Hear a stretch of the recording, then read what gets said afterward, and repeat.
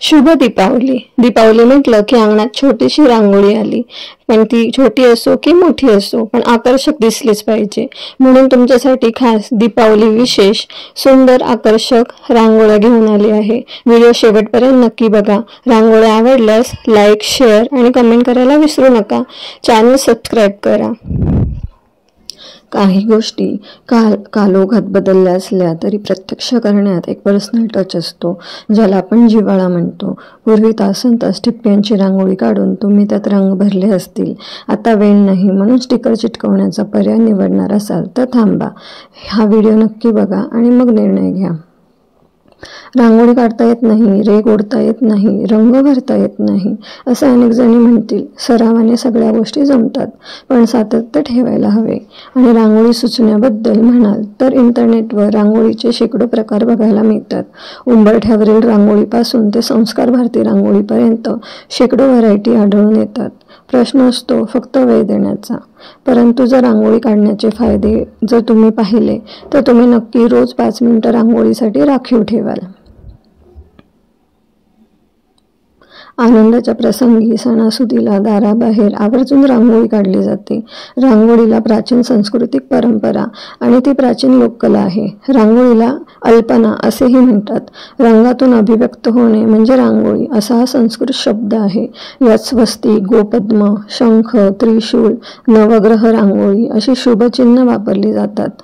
ताटाभोवती, तुळशीभोवती, उंबरठ्याजवळ, मंदिराच्या अंगणात रांगोळी काढली जाते। त्याचे शारीरिक, आर्थिक आणि मानसिक फायदे आपण जाणून घेऊया। रांगोळी काढताना अंगठा आणि बोटं जोडली जातात, त्यामुळे ज्ञानमुद्रा तयार होते। जितका वेळ रांगोळी काढतो तेवढा वेळ ती ज्ञानमुद्रा जोडल्या स्थितीत असल्यामुळे आपोआप मन केंद्रित होते, शांत होते, स्थिर होते। यामुळे मनशांती लाभते, चित्त स्थिर होतं आणि आकलन क्षमता वाढते। विविध नक्षी काढण्याने कलात्मकता वाढते, रंगसंगतीमुळे निर्णयक्षमता वाढते। रांगोळी आणि रंग यांचा संबंध थेट गणित आणि विज्ञानाशी आहे। ठिपक्यांच्या रांगोळीत रेघा चुकवून चालत नाही, त्यामुळे गणित डोक्यात पक्क बसतं आणि रंगसंगतीची निवड करताना विज्ञान कार्यान्वित होऊन मेंदूचा डावा भाग अधिक सक्षम होतो। खाली बसून रांगोळी काढण्याची गुडघ्यांची लवचिकता वाढते। मन आनंदी असेल तर तनालाही प्रसन्नता जाणवते आणि त्याचे पडसाद वास्तूवर पडतात।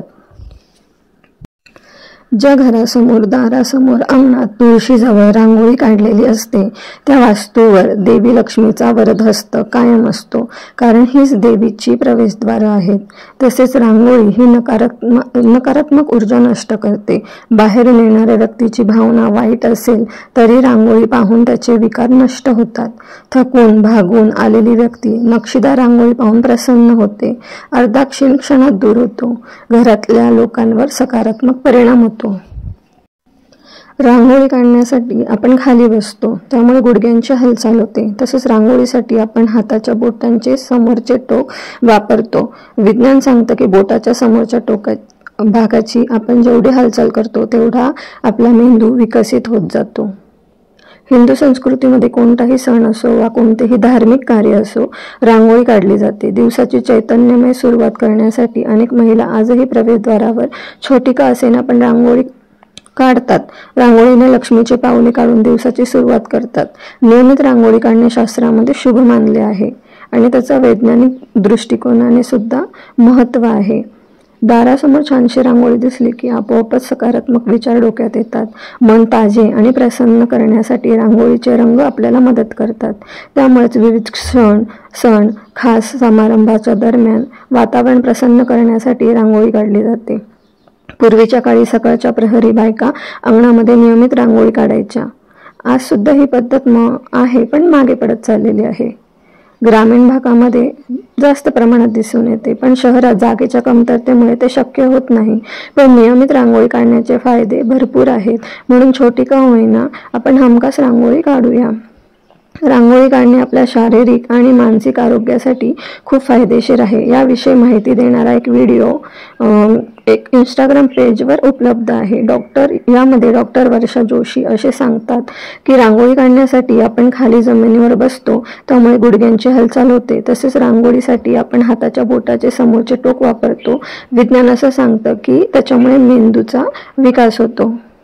डॉक्टर वर्षा जोशी पुढे सांगतात की विज्ञानानुसार मेंदूचा डावा भाग हा विज्ञान आणि गणिताशी संबंधित असतो, तर उजवा भाग हा कला प्रकारांशी संबंधित असतो. रांगोळी काढणे ही एक कला आहे, पण यामध्ये सुसंगतता यावी यासाठी तिचा प्रत्येक भाग बरोबर माप घेऊन काढला जातो. म्हणजेच गणित आणि कला या दोन्ही गोष्टी रांगोळी काढत असताना एकत्रित येतात. यामुळे मेंदूचा डावा आणि उजवा असे दोन्ही भाग रांगोळी काढताना कार्यान्वित होतात.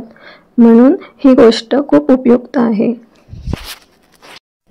संत तुकाराम महाराजांचा एक अभंग आहे. देहाचं ग देहपाट, आत्म्याची ग रांगोळी, सावळ्या विठ्ठला तुझ्या आसनाजवळी. हा अभंग मला फार आवडतो.